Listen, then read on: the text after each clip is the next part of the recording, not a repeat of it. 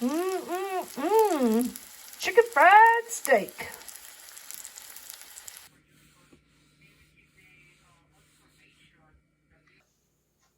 My name is Janice Aldridge. Welcome to Ponderosa Pond. We're out in East Tennessee, and we're glad you're coming along for our little adventure. We hope you have as much fun as we do. Hey everyone. So this meal that you're about to watch me make, I just took parts of it as I went along. Chicken fried steak dinner. Let me just say, this is not a do after work dinner. I had the day off, and once in a while I like to put a lot of effort into my meals. And I love chicken fried steak. So we have a bunch of cube steak that came with the beef that we bought. And so I decided to go on ahead and make some chicken fried steak. And it was so good. Anyway, actually, the gravy I just simmered for about an hour and a half, about 30 minutes, and then I started cooking. Well, actually, I barely had started cooking the gravy, maybe 15 minutes, and then I started cooking the chicken fried steak. I ended up making 3 pans full. If you have a larger pan or you're cooking less, it won't take you as long.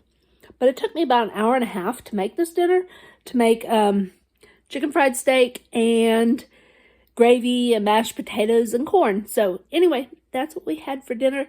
Like I said, it is not a meal to make after work. It is one of those yummy, maybe once a month I make type things, but it was so worth it. So anyway, hey, if you have some suggestions or ideas or different things that you do for country fried steak, leave it in the comments. Let us all know.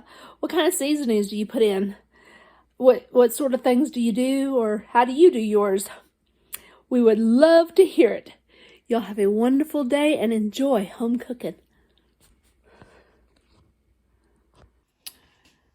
Okay, so today we're going to be making country fried steak dinners. We're going to have country fried steak. So what that is cube steak. It's a thin steak that's, they run through a thing to kind of break it up a little bit. So it's not really ground beef. I'm just kind of cubed up a little bit. So this is cube steak, and this is what you make your country fried steak with. And some people just throw some flour on it and fry it. I like to let mine sit with some garlic powder and a salt-free steak seasoning. There we go. Salt-free steak seasoning. And a little bit of onion powder. So that's what I like to put on mine, and I'll just let this sit for a few hours. And then this evening, we'll flour it up and fry it up. And probably serve it with mashed potatoes and gravy, and it'll be so yummy. So, cube steak to make country fried steak dinners. Alrighty, so we are getting ready to fry up, that's right, the cube steaks. So let's give this a shot and see. And all I do is I just put butter in. This is the same way I cook my steaks. I just put butter in the pan, and so it doesn't stick to the pan. And I use cast iron, of course. So let's give this a try and see how well we do with it.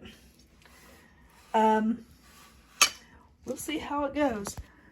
So we have these cube steaks. I went on ahead and seasoned them, and all I need to do now is flour them. And this is plain flour because I already have them well seasoned. I've done it a couple different ways. I don't know. But we're going to just slow cook these.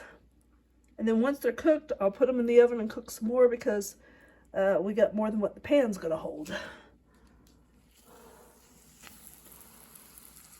You hear them starting to fry a little bit. So let me get another one here. And they've been sitting with the seasonings on them about 4 hours. Sometimes I like to season my steaks the night before. which is a good idea. But I did not do that with these. So, let's see. Maybe this larger one here. So we are just going to just flour them. And they still have their seasonings on. It's just straight flour, because I already put the seasoning on them. And if you cook them at a little bit lower of a temperature, it will take longer, but they'll be a little more tender. So,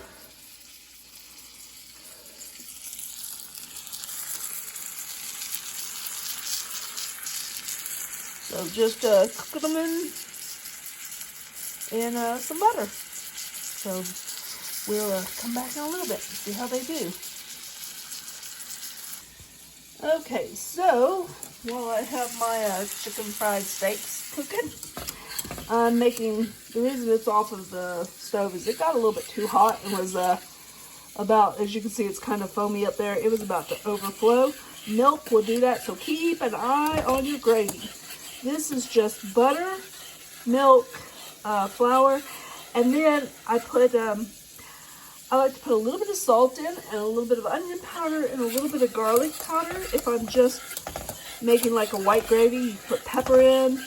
You know, if you've heard of pepper gravy, it's just milk, butter, a little bit of pepper and flour.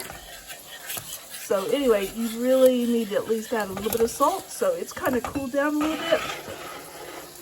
I turned the heat off. But anyway, stir it well. Cook up that flour pretty good. You'll want to give it some time to cook. And bubbling's not bad. Boiling, just keep it on a really low heat. Like if you have an electric stove, maybe a 2 or 3. And like I said, I've got the chicken fried steak cooking. I've got it a 3. A lot of times I'll cook like my steaks at a 4. But for these, I'm just cooking them at a 3, number 3. And that, mine only goes up to, let's see, 7, 8, 9 high. So 5 is exactly in the middle on my electric stove. And so as you see, I've got this on a 3. A lot of cooking I do is on the 4, but for these chicken fried steaks, I'm just doing it on a 3.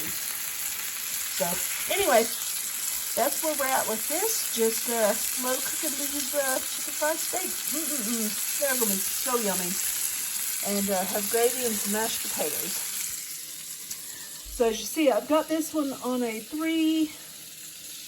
No, I'm sorry, I've got this on a 2. And it's just a little bit of, not really bubbly yet, because I took it off for a little while. Let it cool down, but the milk will overflow over everything if it gets too hot, so you've got to really watch it. So we'll see how this turns out in a little bit. Okay, so I've just flipped them.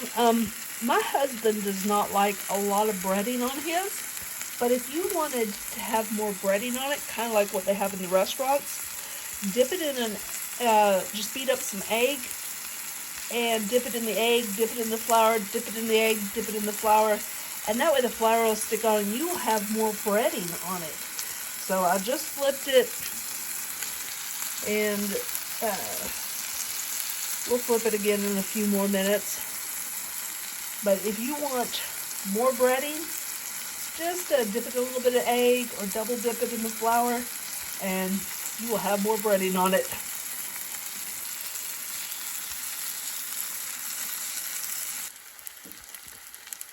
Okay, so how do you know when your chicken fried steak is done? Okay, leave it a few minutes on one side and kind of look at it. If you see any of that red juicy stuff coming up, it's not cooked all the way through yet. So, like this is, about 15 minutes of slow cooking. And as you see, we don't have anything coming up out of it, any juices. We're just fried.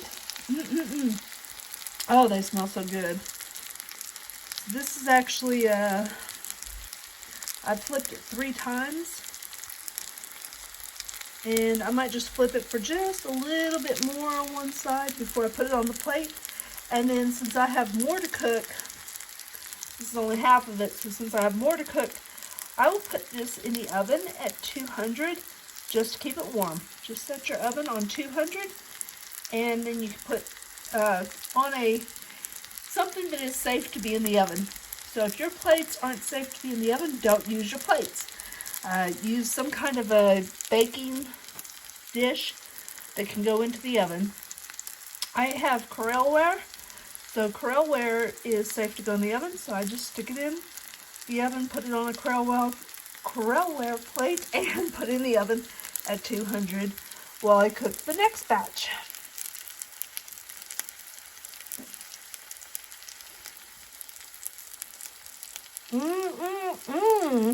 Chicken fried steak.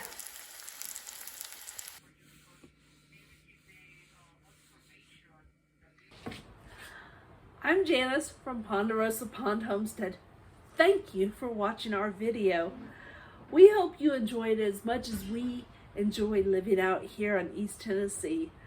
We live in the Smoky Mountains and it's a beautiful area. We do most of our videos from our homestead, but we do occasionally just in the surrounding areas also. So if you would like to see more of these videos, then subscribe to our channel and ring that little notification bell. That way YouTube will let you know every time we upload a new video. We hope you enjoy them as much as we do. You all have a wonderful day.